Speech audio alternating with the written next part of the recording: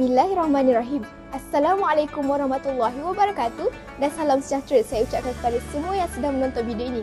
Saya, Nura Akilahani binti Ismail, rangkap pengawas bersumber Sekolah Menengah Sai Selangor, ingin berkongsi mengenai tentang solat sunat Hari Raya Aidilfitri. Solat sunat Hari Raya Aidilfitri adalah ibadat yang dilakukan pada pagi 1 Syawal sebelum umat Islam menunaikan kewajipan zakat fitrah dan melawat sanak saudara. Hukum melakukan solat ini adalah sunat muakkad.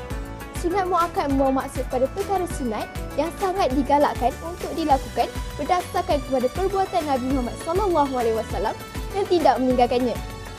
Solat ini dilakukan dengan 2 rakaat dengan beberapa keistimewaan tertentu.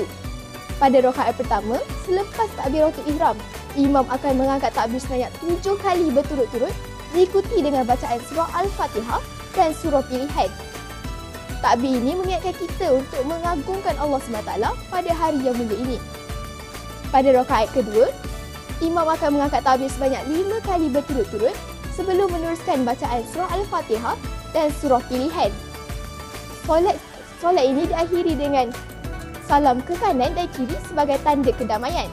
Solat sunat Hari Raya Aidilfitri ini bukan hanya sebagai ibadah tapi merupakan simbol kebersamaan dan rasa syukur.